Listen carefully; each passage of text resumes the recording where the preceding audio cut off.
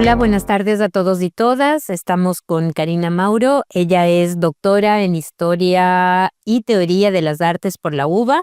Además, es investigadora independiente del CONICET y directora del Grupo de Estudios Interdisciplinarios sobre Trabajo y Artes.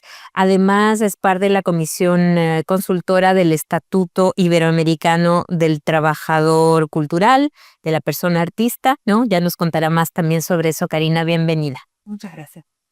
Es un gusto tenerte aquí, Karina, y siempre he querido hacerte esta pregunta desde que te he leído y he conocido tu trabajo, porque quizá me parece una de las cuestiones más complicadas de hablar de trabajo cultural, que es el valor social del trabajo cultural, que es muy difícil, ¿no?, que la sociedad en general, la sociedad civil, quienes no están en el campo de las artes, entiendan por qué es importante valorar a la cultura, al arte como un trabajo y por qué es un trabajo, ¿no? Es difícil separar la idea de hobby, de trabajo, ¿no?, de práctica voluntaria frente al ejercicio artístico profesional, ¿no? Entonces quería que hablaras un poco de ese valor social. Sí, es un tema que tiene muchas aristas. En primer lugar, todo lo vinculado con el placer que conlleva un trabajo de estas características siempre tiende a separarse de la noción de trabajo como sacrificio, de trabajo como algo que no es agradable de hacer. Entonces, cuando una persona, sucede también con otras vocaciones, por ejemplo, la medicina, los docentes, cuando una persona siente placer por su trabajo y lo expresa, eso es visto generalmente como algo contrario, ¿no?, a la retribución económica. Es decir, hay un autor incluso que habla de un salario mental, es decir, el placer que produce realizar un trabajo es suficientemente pago, digamos, suficiente pago como para suplir la retribución económica. Lo que sucede es que las personas que hacen arte deben vivir, deben comer, deben vestirse, deben pagar su vivienda, y lo que termina produciendo esa separación entre el arte y el trabajo es que las personas con dedicaciones artísticas tienen que trabajar de otras cosas. Entonces tienen una multiactividad, una sobreexplotación y trabajan a segundo, tercer, cuarto turno para poder mantener sus actividades artísticas y al mismo tiempo tener trabajos remunerados. Quería preguntarte por otras características del trabajo cultural en Iberoamérica o lo que podríamos llamar los países de la región, ¿no? ¿Qué características tiene este trabajo cultural? Digamos, intermitencia, pluriempleo, informalidad. ¿Qué podrías decir sobre eso? Bueno, esos son rasgos muy importantes los que mencionaste, ¿no? Fundamentalmente, el origen de las características particulares del trabajo artístico tienen que ver con el trabajo por proyecto, es decir, la intermitencia. Es muy difícil que un trabajador cultural esté empleado a tiempo completo, es decir, por tiempo indeterminado. Por lo tanto, se trabaja por proyectos, es decir, se arman equipos que luego se dispersan. Eso promueve que el reclutamiento sea permanente, lo cual implica un estrés para las personas artistas, y por otra parte que esa intermitencia en el trabajo sea gestionada de distintas maneras. Una es la multiactividad, que es dedicarse a muchas actividades, entre las cuales la docencia artística entre las culturales es la preferida, digamos, por las personas artistas dentro de las actividades culturales, o directamente actividades que no tienen que ver con lo artístico, ¿no?, y que brindan el sustento a esas personas. Otro tiene que ver con el pluriempleo, que es otra cosa, que tiene que ver con tener distintos regímenes de empleo, distintos patrones, distintos regímenes de contratación, distintos tiempos y espacios de trabajo, lo cual también conlleva, ¿no?, a un estrés y a una sobreexplotación de estas personas. Es decir, hay multiactividad y pluriempleo, por otro lado. Exactamente.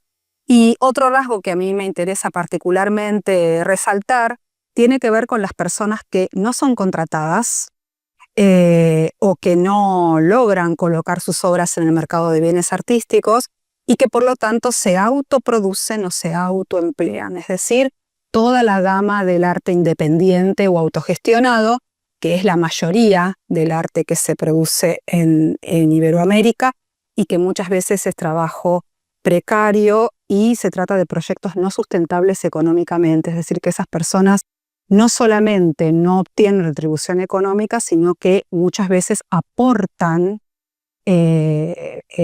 recursos provenientes de sus otros trabajos o de la economía doméstica para solventar sus proyectos artísticos.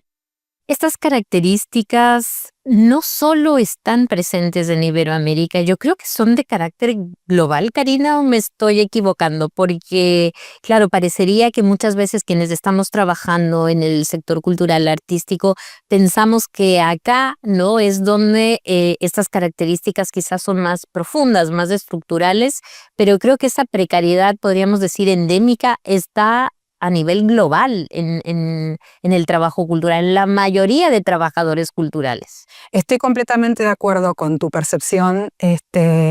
Ningún país, creo, tiene resuelta la situación, lo que yo llamo el problema de los artistas, y eso quedó muy claro durante la pandemia, donde había manifestaciones de artistas que hablaban de la precariedad de sus trabajos, que hablaban de la necesidad de obtener algún tipo de ayuda por parte de la sociedad o por parte del Estado, en países tan disímiles como Italia, Alemania y también en países de Iberoamérica. Ahora estamos en Montevideo en el Seminario de Actualización de la Carta Cultural Iberoamericana.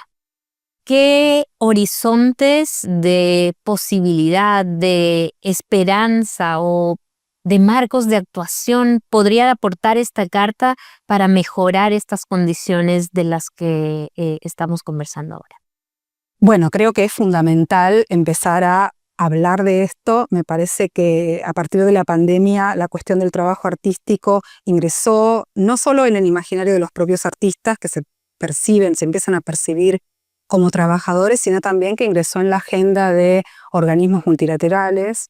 Como vos mencionaste cuando me presentaste, la Organización de Estados Iberoamericanos junto con la ESID y la UNESCO están encarando el proyecto de escribir un estatuto de la persona artista en Iberoamérica, tomando diversos aspectos, no solo de los derechos laborales, la seguridad social, el derecho tributario, los derechos de autor, los derechos conexos, es decir, toda una gama de normativa, legislación y programas vinculados a políticas culturales que ponen en el centro a la persona artista como trabajadora, y me parece que este seminario y la actualización de la Carta Cultural Iberoamericana es un escenario ideal para que esta problemática, esta cuestión, tome la visibilidad que necesita y, bueno, y esté en el centro de los debates dentro de las políticas culturales.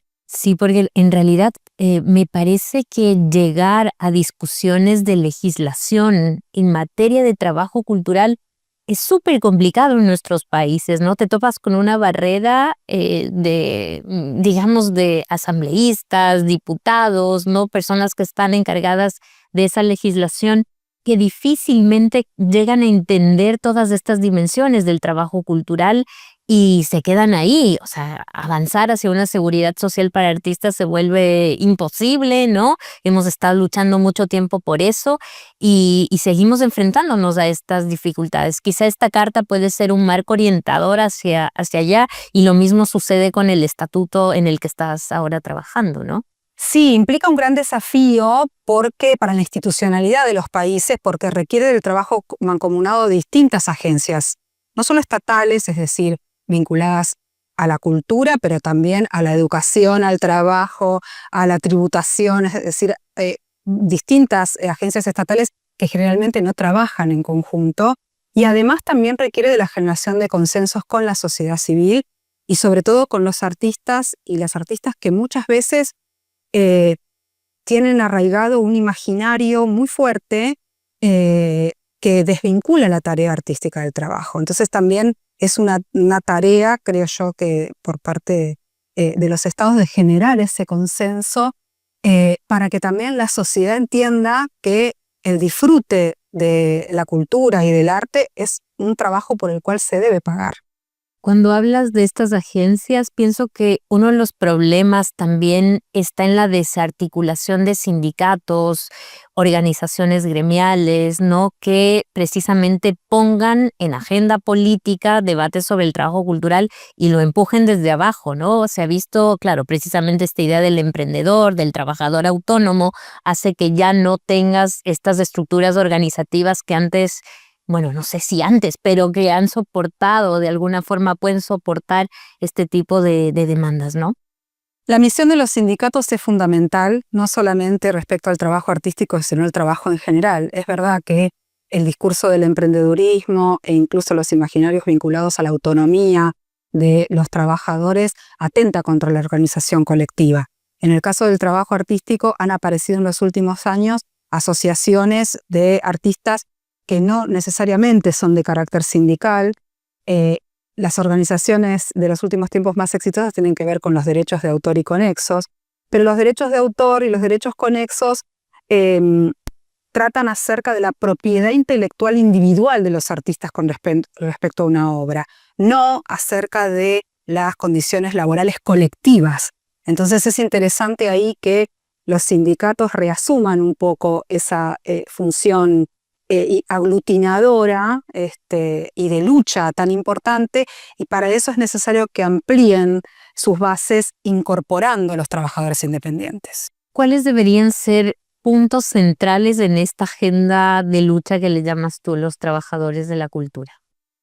En primer lugar, animarse y reafirmarse en el reconocimiento como trabajadores, y a partir de ahí la utilización de terminología de tipo laboral, de conceptos, de herramientas conceptuales de tipo laboral que lamentablemente están muy olvidadas hoy en día, y a partir de esa reafirmación empezar a debatir y a discutir con todos los agentes de la cadena de valor de la producción de bienes artísticos y culturales.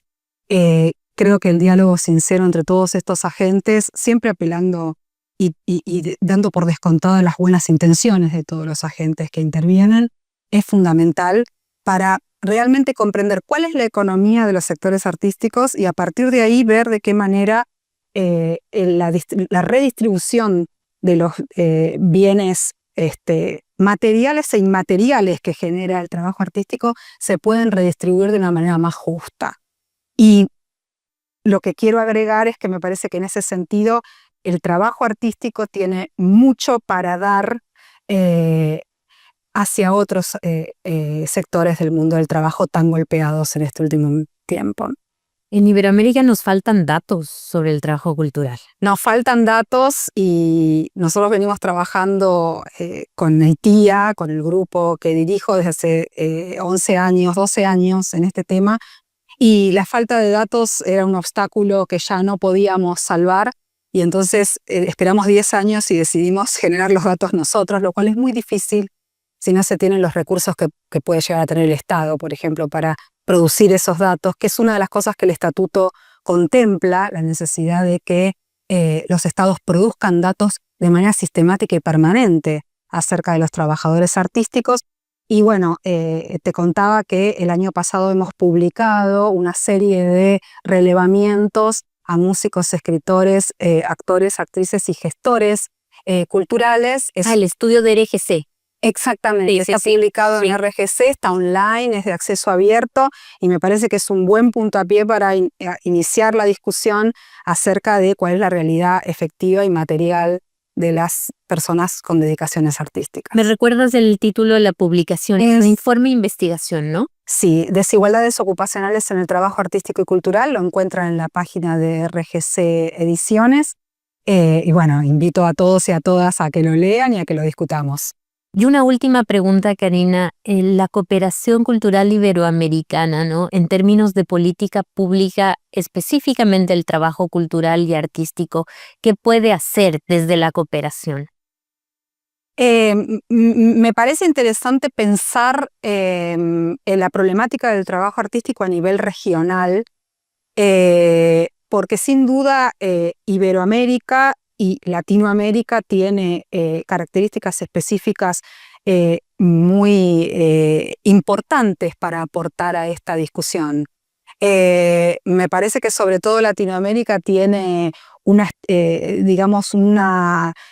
característica estructural de informalidad en el trabajo que puede brindar muchas herramientas para pensar de qué manera formalizar, de qué manera, sobre todo, de qué manera ponerle palabras y discutir acerca de cuál es el problema que padecen estas personas. Y me parece que la unión hace la fuerza y sin duda alguna, si trabajamos en conjunto, vamos a lograr muchas más cosas que trabajar de manera separada. Gracias, Karina. Muchas gracias a vos, Paola.